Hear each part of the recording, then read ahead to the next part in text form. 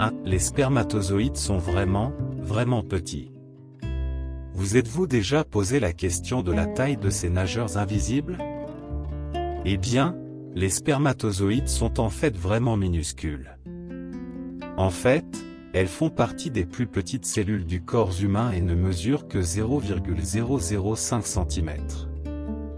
Pour mettre cela en perspective, les scientifiques ont besoin d'un microscope avec un grossissement de 400x pour voir un spermatozoïde.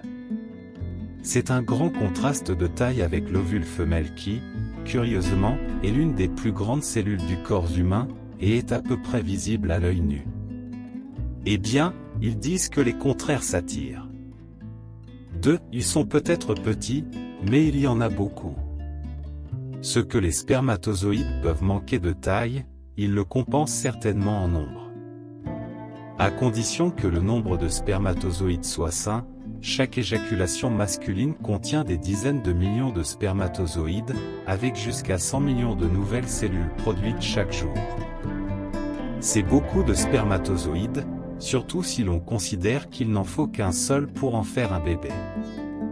3. Le cycle de vie des spermatozoïdes est de 2 à 3 mois.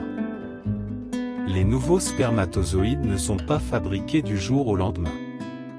En fait, la production de sperme prend environ 64 jours en moyenne. Certaines recherches suggèrent qu'une vie saine peut avoir un impact positif sur la production de sperme, bien que cela puisse prendre un certain temps avant que ce changement ne se reflète dans la santé des spermatozoïdes. D'un autre côté, pour ceux qui ont récemment été malades ou qui ont pris des habitudes malsaines, cela pourrait réduire la santé du sperme quelques mois plus tard. Il est normal que la santé du sperme fluctue tout au long de la vie d'un homme, mais ceux qui s'inquiètent de la qualité du sperme devraient consulter leur médecin pour obtenir des conseils. 4. Les spermatozoïdes peuvent vivre jusqu'à 5 jours dans le corps d'une femme. Le cycle de vie d'un spermatozoïde ne se termine pas après lui. En fait, les spermatozoïdes peuvent vivre dans le système reproducteur féminin jusqu'à 5 jours après un rapport sexuel.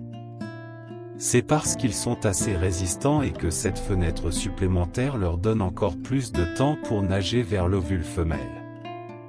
Cet ovule est beaucoup plus fragile et, une fois libéré des ovaires, il ne vit que 24 heures au maximum. Cela signifie que si vous essayez d'avoir un bébé, le meilleur moment pour avoir des relations sexuelles est 1 ou 2 jours avant l'ovulation pour permettre au sperme de nager vers l'ovule avant qu'il ne soit libéré. Bien sûr, ce timing peut être un peu délicat dans la pratique. Et la survie des spermatozoïdes dépend également de conditions idéales, telles qu'une glaire cervicale fertile. 5. Le sperme ne se trouve pas seulement dans l'éjaculat. Alors que la plupart des spermatozoïdes sont contenus dans l'éjaculat, ce n'est pas le seul endroit où ils traînent. Un plus petit nombre de spermatozoïdes se trouve également dans le prééjaculat, précum, qui est libéré avant l'orgasme masculin. Pour tous ceux qui utilisaient auparavant la méthode de retrait, cela vaut la peine de le savoir, car cela signifie que même si votre partenaire se retire à temps, il existe toujours un risque de grossesse à cause de cette libération précoce de sperme.